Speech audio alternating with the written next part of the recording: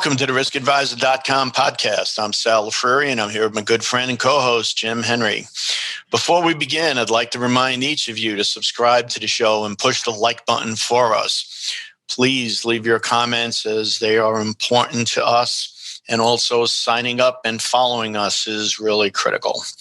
So today we want to talk about the risk of cloud computing, but we really want to start with the basics. We want to talk about, what we've all heard about Parler. We've heard all of the problems with it. We understand, multiple sources of what happened and, what were the issues that came up. So Jim and I thought that today would probably be a good idea to do a podcast talking about the basics. What are the risks of cloud computing? And, before we get into maybe a case study, it would probably be a better idea to be able to just, get the basics out of the way for those that may not be as technically competent or, capable. And I think this is something that anybody could really and truly understand. So obviously, it's just Jim and I today. We are we're going to be the only two that are going to try and walk you through this. So Jim, how are we doing today? Oh, just spiffy. Just spiffy. It's kind of a hard thing to break to our audience. We're underlining all of the bad things and all the risks with these, great new technologies and tools that we have. But you got to understand what they are. There's been a real adoption of, as we've talked about in earlier shows, of utilizing the internet. There's been a great movement in the security field of utilizing the internet and IP addresses now for every device. The convenience of it, the economics of it, have really come into their own. And likewise, with increased bandwidth and capacity, up in the cloud, that also is very alluring, for data storage and for remote computing. But neither one of those is without its trials and tribulations and risk. And CEOs and, CISOs and whatnot, really need to look at what's going on now with current events, big tech, on what those risks are. And to kind of cut to the chase, and then we'll kind of paint this picture a number of times. We're not advising completely abandoning the internet, although in some cases, depending on the data, we are. But we'll kind of get into that. It's not it's all about the what.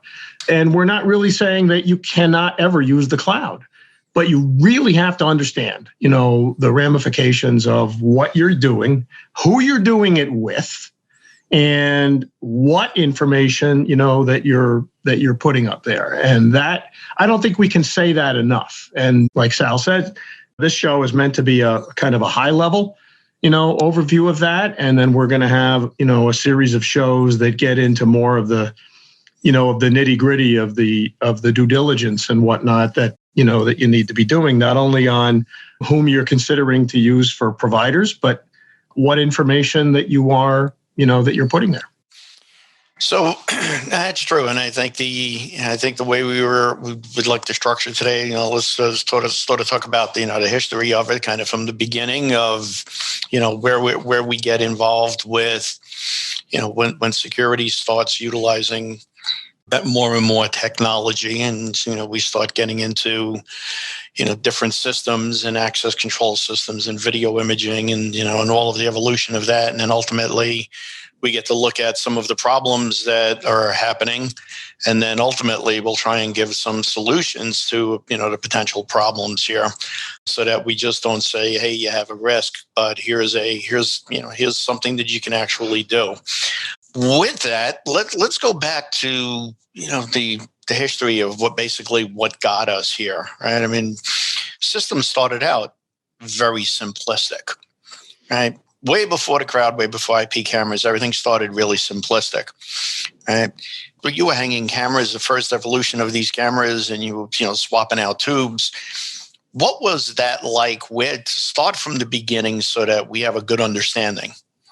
Well, it was very hands-on. A lot of mechanics, a lot of labor involved, not only in the installation with dedicated hard wire, whether that would be, coaxial systems or whether for video transmission or point-to-point, wireless systems. If you couldn't get cable there, And the devices required a lot of maintenance. The cameras required, a lot of maintenance. The pan and tilt systems required a lot of maintenance. So it was a completely different world. But the simplicity of that world was that as much as, that was labor intensive, you just didn't have these risks. And then the internet comes along. Then the internet comes along, and all of a sudden, we run fiber. We put fiber drops out there. We put network devices out there. All of our edge devices, whether they're the card readers or the cameras or the sensors or whatever, have an IP address. All we got to do is put in this backbone, with enough bandwidth and capacity to handle what we would project long-term to be the number of devices. We don't have to be running all these cables again.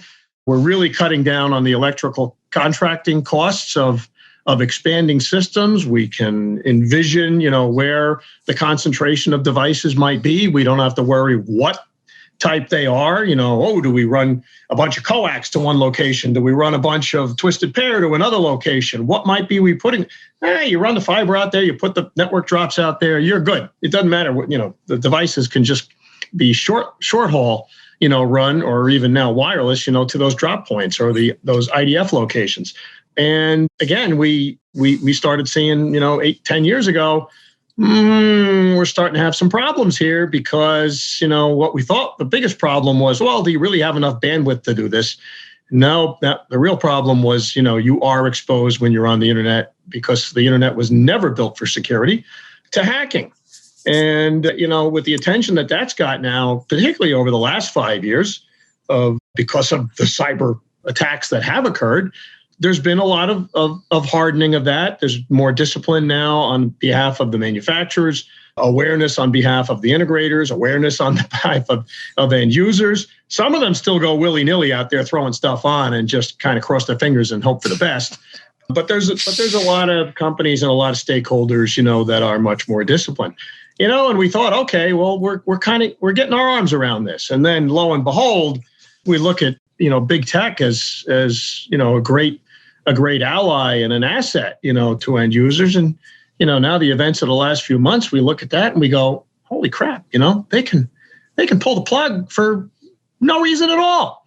They don't need a reason. They're private companies, they're not regulated like a utility.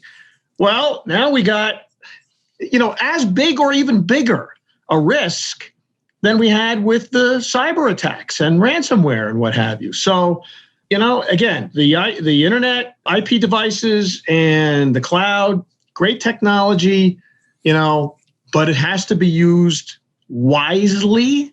And it really starts with, what are your communications?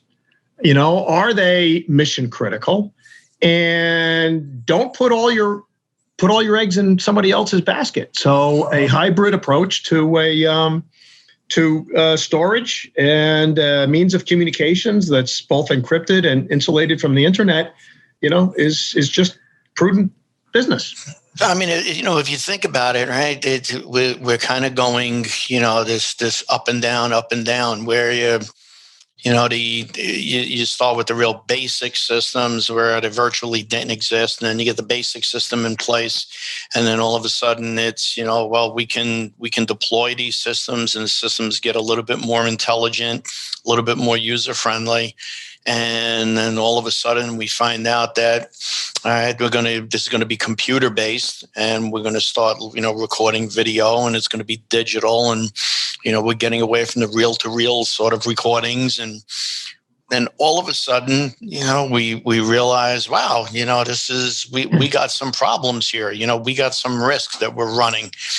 We have leaving storage on site, becomes both a physical and a cyber risk. Right, so we get to the point where, okay, now we're going to move and we're going to go to the to the cloud. We're going to get it off of out of the facility and keep it in a much safer location. And now we find ourselves sort of at that tipping point where now we're coming back to, yeah, well, wait a second. This might not have been the panacea that we thought it was going to be. I mean, we got a really good run out of it. We got a great run, but it's not exactly where we are. And now we got to sort of work our way back. Well, we can't go backwards. The days of hardwired, copper and what have you are gone. So we got to find ways to go forward wisely rather than just blindly. So I think that'll kind of tee us up for talking about some of the ramifications when you are attacked in the next segment. So you are listening to the Risk Advisor podcast, hosted by myself, Jim Henry, and Sal Lafreri. We invite you to comment on our blog at theriskadvisor.com and subscribe and follow us on our social media like Facebook, Instagram, and Twitter. If you are interested in having one or both of us speak at an upcoming event or would like to consult with us, please go to our webpage at theriskadvisor.com to set that up.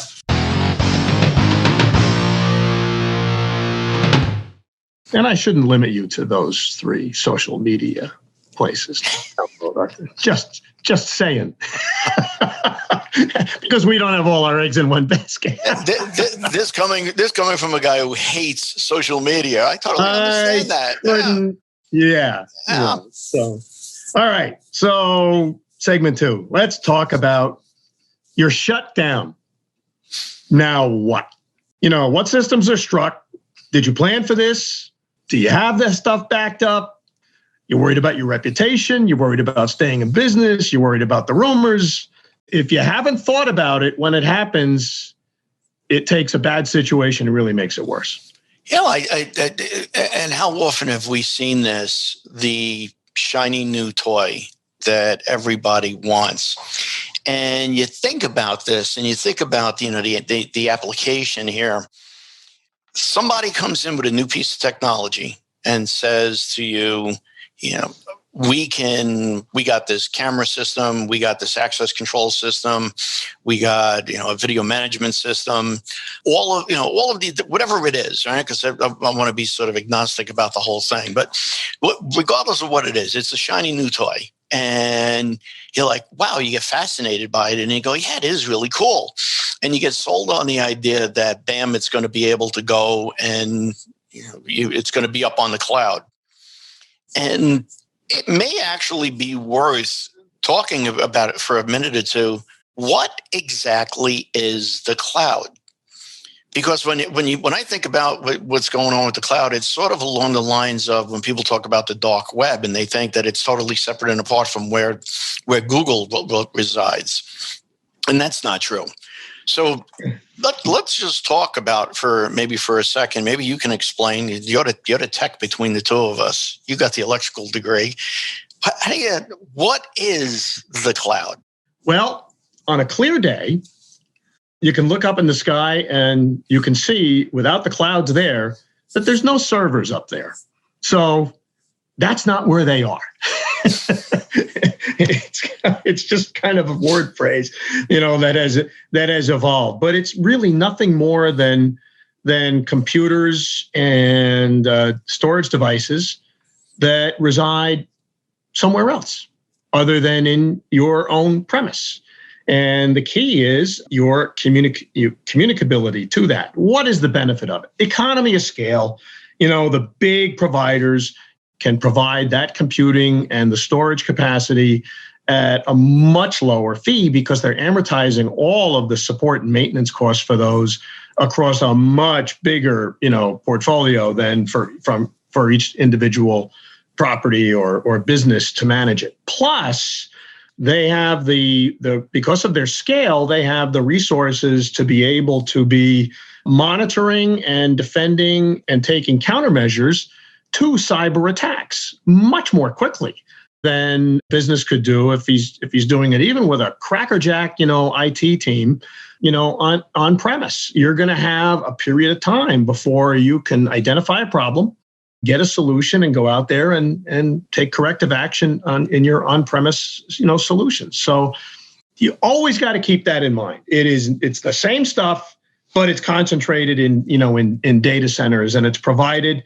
as a service. And that's the new catchphrase now. Storage as a service, software as a service, computing as a service. Only pay for what you need. So it's attractive to the end users, but remember, it's just that it's that iron, in somebody else's building, The server farms are actually spread out. So it's not like you have one huge server farm building with a whole bunch of servers in it, in Kansas, and everybody Correct. hitting that. They actually have it set up where you'll have multiple server farms across. So like, AWS or, the Amazon or any of them. What they'll do is they'll set up server farms across the country to be able to handle the load that they're getting. And then if one area gets, overloaded, they can switch off and, put you through to another area. And all of this happens absolutely seamlessly to you. Right? You don't recognize any of this happening. You're going up to the cloud. Your video is going up to a cloud. And that's all you really know is of where it's going. So I don't think people really had a basic understanding of the server farms and where all of this data goes. But clearly the services that are set up to allow all of that have incredible redundancies and backups and capabilities. And it's something that we would never be able to at a facility be able to replicate. No, they've done a great job. But this reality that they become so big, they are so powerful. And obviously they have some other agendas here, and they're using their clout to achieve other objectives. And that's a whole nother show. That'll take 50 shows to go through. That's a whole nother show. we're at this point, we're just focusing on the fact that there's great technology out there. They're big, huge, multi-billion, if not trillion-dollar companies. They can provide a great functionality, but they aren't you. And they can stop their services to you for things that they determine, are breaches of your service level agreement with them. And, that's why I think that the key for the business owners, the CEOs that are listening to the show is you actually benefit from the fact that you're not generally so deep in the technology that you're just, mesmerized and excited about, how fast it's advanced. And I want to take advantage of this and look at the money it's going to save me. You are equipped with the one thing that sometimes your super techies are not: common sense. Common sense. Ask yourself here's a good example. Here's a good analogy. So a few years ago, I went to a conference, and who's the speaker there is Shaquille O'Neal. And Shaq is talking about, he's been very successful. He's gotten like 3 or 4, master's degrees and whatnot after his great basketball career. And and they said, how did you have the wisdom, to do that, to go that path? There's a lot of other athletes are out there. They make a ton of money, they blow it all, and then, they're destitute. He says, I was in, I think it was in high school, and, I came home. And my dad says to me, how'd you do today? He says, I scored 100 points, had 20 rebounds, and blah, blah, blah, blah, blah. And his dad turns to him and he says, okay, that's great. But, what are you going to do if you break your leg? Right? What are you going to do? And it was that guidance that he had of, hey, things that look too good to be true, there's always something that can happen, right? So he made a commitment, early on in his career, not to just second level, his education as something to give, lip service to. He really dedicated himself to it. And he's a great role model, for wannabe athletes or even if you're not an athlete, that to understand that, you really do need to have a contingency plan for, if something doesn't go as planned. Yeah, clearly you do. But, obviously the first thing when you're making up the contingency plan is you got to understand your processes and you got to know where your failures could be.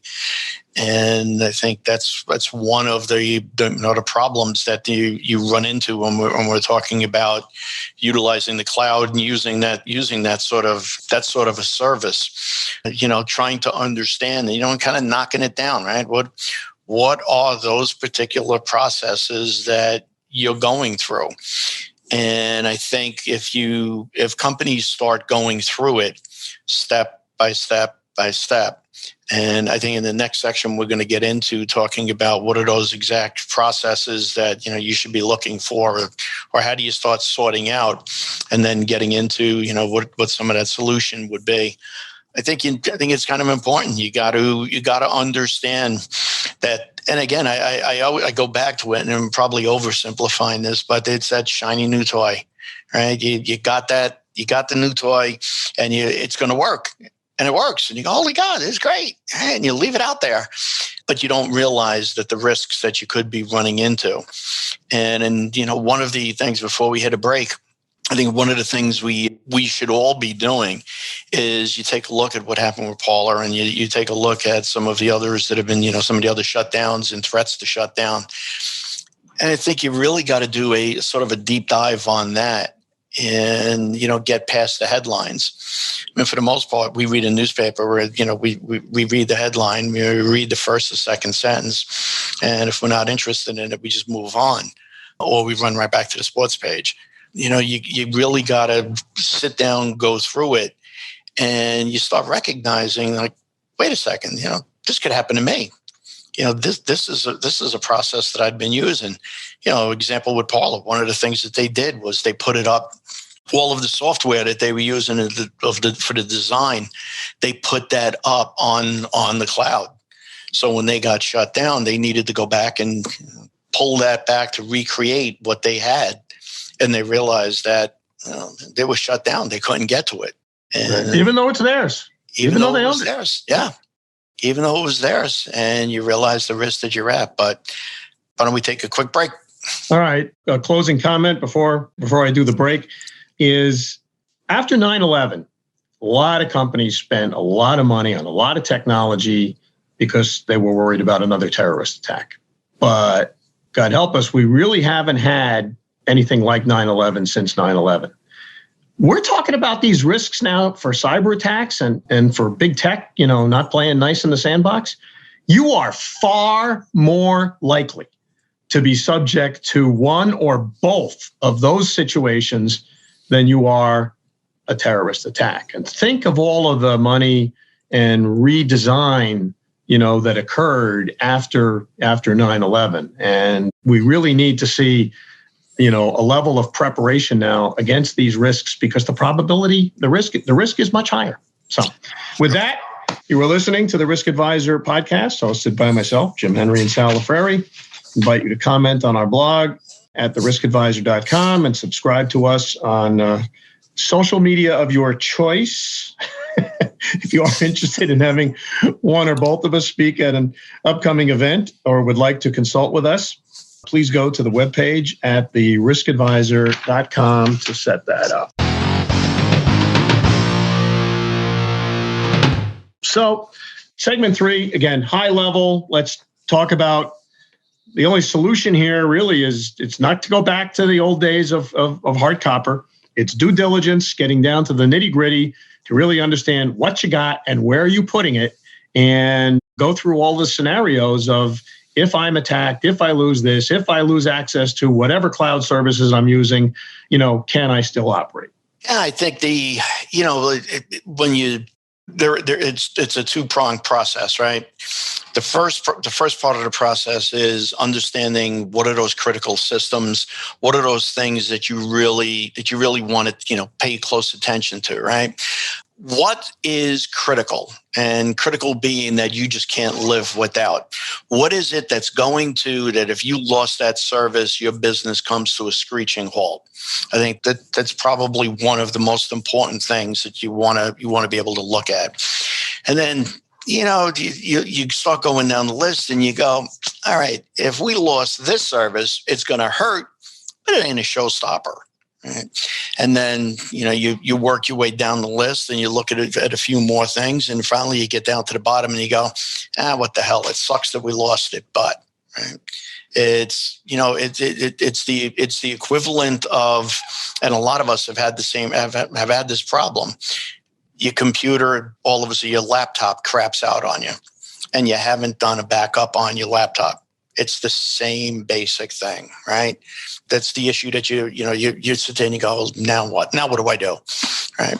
But once you go through all of those criticals, then you start doing your due diligence, and as you're going through the criticals, you start thinking about what's really touching the internet. So, from security, I mean, obviously we recognize that, video systems, access control, your intrusion detection. But when you take it to the next level and you start thinking about business systems, you start talking about, where's my accounting software? Are we using that online? Is that being held in a cloud? Where are my HR records? Is that being held in a cloud? Employee medical data, is that in a cloud? Right? And you start looking at all of those specifics. You're using geolocation for your fleet services, right? Whatever. If you break it all down and you start to realize by functionality, you start to realize where all of those things are. Then you got to do the due diligence part. And that's, don't take the shiny new toy and say, wow, it's going to go up to the cloud. Ain't this great? Where's the cloud? And that's where we see the biggest risk with a lot of the companies today, is that they believe that you hire a company, you hire Acme, to keep it agnostic, you hire the Acme web service, and they're going to they're going to provide whatever service, your cameras, and they tell you that they're going to keep it in the cloud. Well, that's great. Do they own the cloud? Is it their servers that you're holding it on, or are they using something like AWS or one of them, Azure or whatever? If it's on one of those servers, then you really got yourself a problem, because it's not necessarily if you do something stupid, but it's if they do something stupid to piss off Amazon, and all of a sudden they get shut down, and you just happen to be collateral damage. Right. And that is the really big risk. And it's not that, we're not saying don't go with that company. We're not saying, don't use that because they're putting it in the cloud. What we're saying is know where it's going. That's, I think, is the critical part. Right. And larger businesses are more likely to be dealing with those cloud providers directly. You're really talking about the very small businesses that might be dealing with, a third-party service that's providing other benefit. Along with it, they're providing some cloud computing and, cloud storage and what have you. But whether you're small, medium, or large, you still got to ask the same questions. Not only where is it, do they have the redundancy, but how many people are in that food chain, that I'm at risk of, if something goes afoul.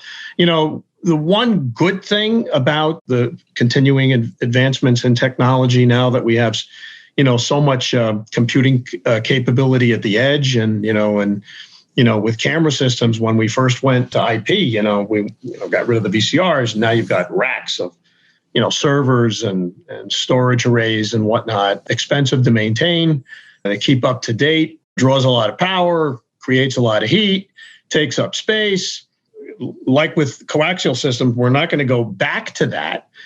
Fortunately, and we did a show or two on this as well with Cisco Meraki for one, where you can actually now get, storage at the edge, in the camera locally on premise. So, if you are spooling that up to a cloud for redundancy or longer term storage, the likelihood of the camera being stolen is, if you install it properly and in the right place where if somebody rips the camera off the wall, you really got a bigger problem. Then you got the cloud there, for a backup. But, you don't have to go back to, 10 years ago, 15 years ago, when you need to set aside, 1,000 or a couple thousand square feet, for server rooms. You can have a lot of on-premise redundancy, at the edge where the devices are. You can utilize some cloud, storage. But again, you want to assess what you're putting up there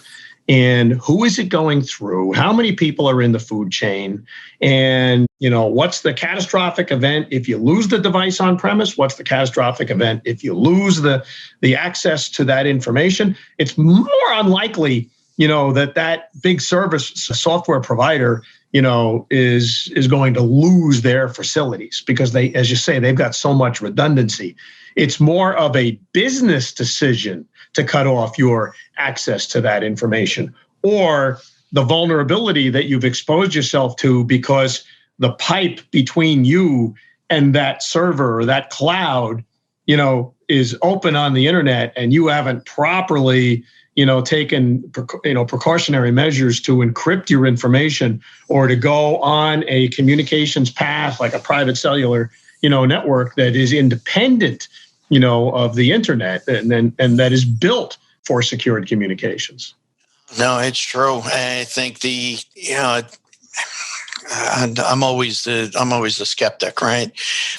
But I would. Yeah, you're teaching me. Good.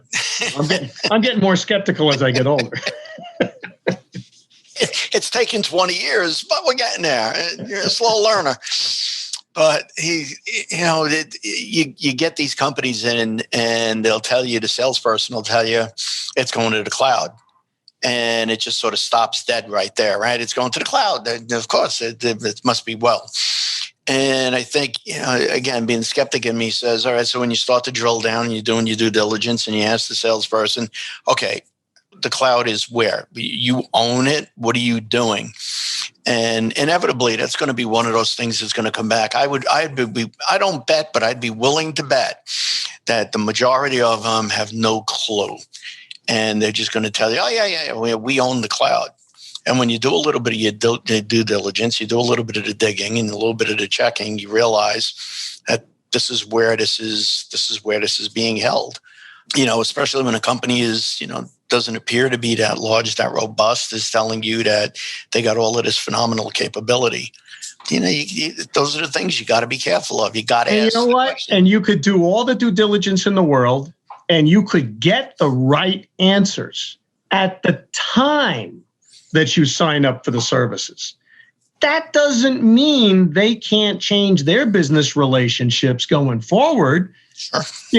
To whether it's to save some money, whether it's to get greater horsepower, whatever. So that's not something that you can do your due diligence on. You sign your contract and it's out of sight, out of mind. You got to be monitoring any changes on that going forward to make sure that a risk doesn't creep in down the road that didn't exist when you first got on board. Yeah. And the problem is, when you buy these things and you buy these services and you get told that it's going to be in the cloud, it's worry free. It's plug and play. Don't worry about it. It's all good. You don't have to worry about these things. And we all suffer from the same thing, right? We all just, I don't have to worry about it. Good, because there's a ton of other things I got to worry about. Right? I got a laundry list of things to worry about. If I could take that off the top of my list, I'm fine. I'm happy. I can move on to the next thing. And that's where these things wind up coming back and creeping up. And I tell you, the most critical point out of all of it, I think, is you got to take it one or two steps further. We do this when we start doing, planning for, contingency planning for clients, and we're looking at, what kind of services are you going to need. And, we did it most recently with the riots, although I'm not sure it was the politically correct term. It's supposed to be, just an exuberant protest. But the riots that took place, we had to look at, okay, so how do you get your staff in if this happens? And we're looking at contingency plans and continuity plans for vendors for the company, and going downrange with that to see, okay, how are you going to get the supplies? How are you going to get to be able to to get the wood on your truck to be able to come and put it up on windows? How are you going to get the staff in? We see it in security. How do you get the staff in the middle of a snowstorm? They shut the highways and they shut the rail. And what do? So you start looking at all of that, and you find yourself going downrange a bit. And it's critical, and it's painstaking. Nobody ever wants to do it. We all want to jump to the conclusion right away. But you got to take that time. You got to go through that. Absolutely. Going forward, again, this subject, I don't think that there's a bigger risk out there right now for the business community than navigating, these issues with communications, cyber, and on-premise versus cloud computing. So we will do a number of podcasts on this, kind of feeding off of this overview. Some will be deeper dives into the technology. Some will be examples of a test case of businesses and, what were they doing and what risks, do they encounter by, what they're doing at this point, and some like pro forma options of employing some of these solutions to mitigate that risk. And, what does that topology look like, and what would the cost structure be? But, just again, to be rhetorical on how important it is for business owners to understand that they alone have the responsibility to look out for their own welfare. One of the wisest things that was told to me when I got out of college and, got into business and then took the business over, bought it back from the family, before we went off and went public, is, my uncle, who was a CFO from 1950 through 1985, said to me, he says, Jim, he says, I'll give you this one word of advice. He says, when you're in business, he says, you're going to go to a lot of meetings, and you're going to have a number of people on your side of the table with you, your attorney, your accountant, your general manager, blah, blah, blah. He says, he points his finger at me and he goes, now, just remember, the only person that has 100% of your best interests at heart is you. Because everybody else has something else that they're also, they're interested in, but they also have their own agendas, and that's understandable. So, you can't delegate, you can't completely delegate this responsibility, whether you're a business owner that, he's going to build a building and they've got all the designs there, both architectural, but all the infrastructure and security and communications, blah, blah, blah. You turn that all over to a GC and give him, carte blanche. Believe me, that GC's got some other interests there other than yours long term. He's looking at the CapEx, right? He's got to get this building built for X number of dollars, and he's walking away after he turns it over to you, So, you really have to be, you have to look out for your own good, and never more than today, because it is so tempting to take some of these high technology tools, to get things faster, simpler, apparently, worry-free, but, apparently is a 4-letter word. And we've learned that out in several examples here. So can't believe the new car salesman, Yeah. Yeah. So with that, we'll wrap it up. You've been listening to the Risk Advisor podcast, hosted by myself, Jim Henry, and Sal Frary. Ask you to subscribe to this show and like us on your social media sites of choice. We remind you and ask if you are interested to have one or both of us speak at an upcoming event or would like to consult with us. Please go to our webpage at theriskadvisor.com to set that up. Remember, you can hear the show on your favorite podcast platform, and of course, stream it at theriskadvisor.com. Thanks again for listening, and hope you tune in again next week.